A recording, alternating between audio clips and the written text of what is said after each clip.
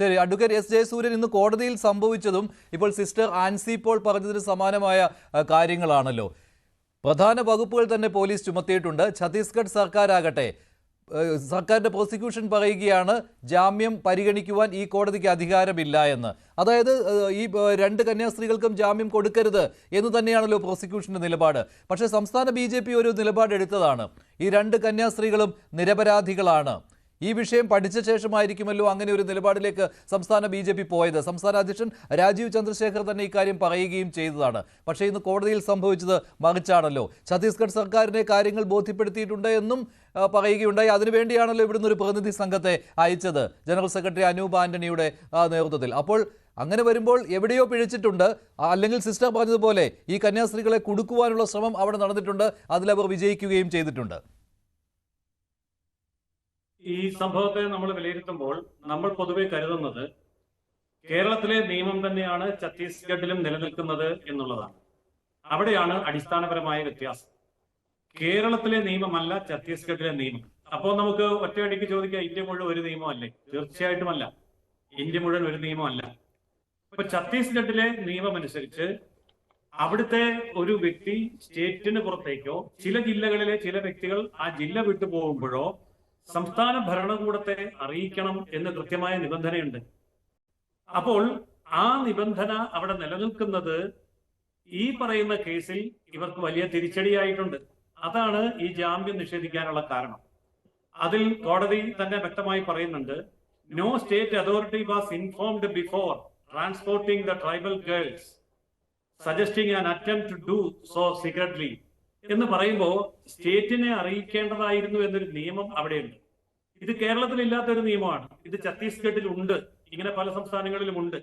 അതാണ് ഇതിനകത്ത് പ്രധാനപ്പെട്ട ഒരു കാര്യം. മറ്റൊന്ന്, the applicants did not provide a valid reason for taking these girls out of the state.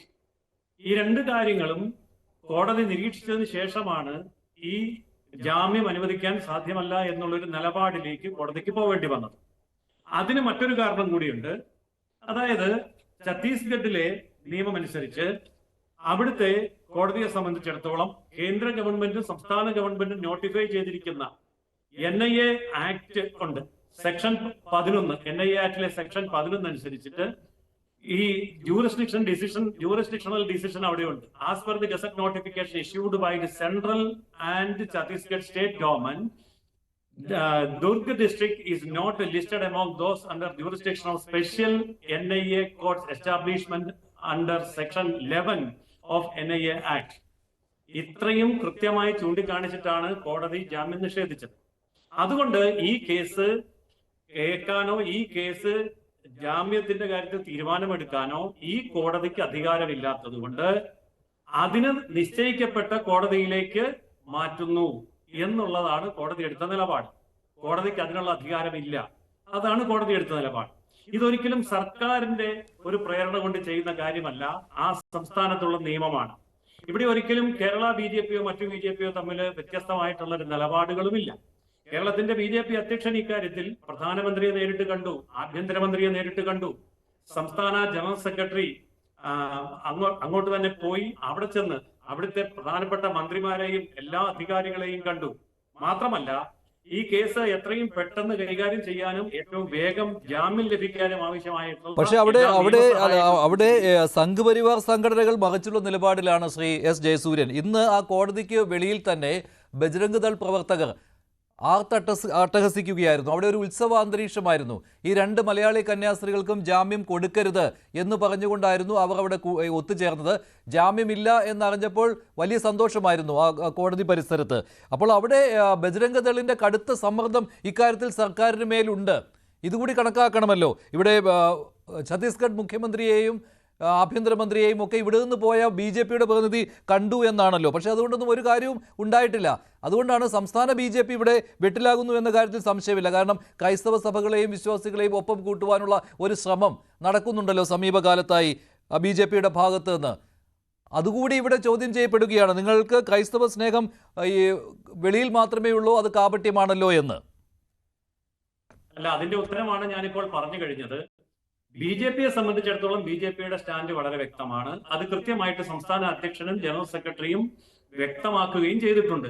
അതിന്റെ അടിസ്ഥാനത്തിലാണ് അവിടെ പോയി പ്രധാനമന്ത്രി അടക്കമുള്ള ആൾക്കാരെ കണ്ട് അതിനുള്ള നീക്കങ്ങൾ നടത്തിക്കൊണ്ടുമിരിക്കുന്നത്. കേരളത്തെ സംബന്ധിച്ചിടത്തോളം BJPയുടെ അഭിപ്രായമാണ് എനിക്ക് പറയാൻ കഴിയുക. മറ്റേതെങ്കിലും ഒരു വിവിധ ക്ഷേത്രത്തിന്റെയോ സംഘപരിവാർ സംഘടനയുടെ അഭിപ്രായം പറയുന്നത് ഞാനല്ല. കാരണം ഞാൻ BJPയുടെ മാത്രം വക്താവാണ്. പക്ഷേ അഡ്വക്കേറ്റ് ജയസൂര്യൻ, രാജീവ് ചന്ദ്രശേഖർ പറഞ്ഞതിനെ താങ്കൾ പൂർണ്ണമായിട്ടും ഓൺ ചെയ്യുകയാണ്. ഈ രണ്ട് കന്യാസ്ത്രീകളും കുറ്റക്കാരല്ല, നിരപരാധികളാണ്, അവിടെ ചില തെറ്റിദ്ധാരണയാണ് ഉണ്ടായിരിക്കുന്നത് എന്ന കാര്യം അല്ലേ?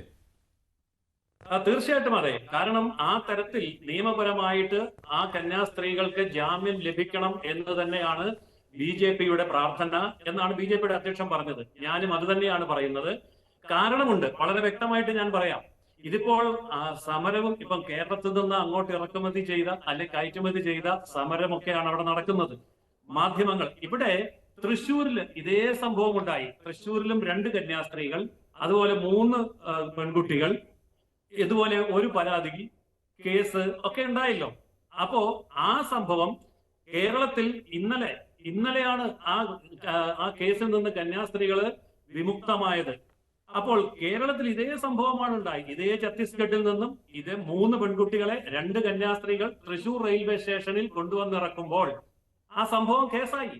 ആ കേസ് നടക്കുന്നത് ഈ കഴിഞ്ഞ 2-3 വർഷങ്ങളായി തുടരുകയാണ്. ഇന്നലെയാണ് ആ കന്യാസ്ത്രീകളെ കുറ്റവിമുക്തരാക്കിയത്.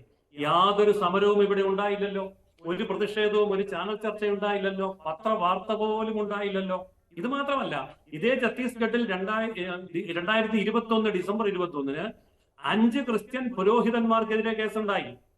അപ്പോൾ ആ കേസൊക്കെ നടക്കുന്ന കാലത്ത് അതും വാർത്തയല്ല, അതും ചർച്ചയല്ല. അന്ന് കോൺഗ്രസ് ആണ് ഭരിക്കുന്നത്. അപ്പോൾ അന്ന് കോൺഗ്രസ് ഭരിക്കുന്നത് കൊണ്ട് അത് വാർത്തയല്ല.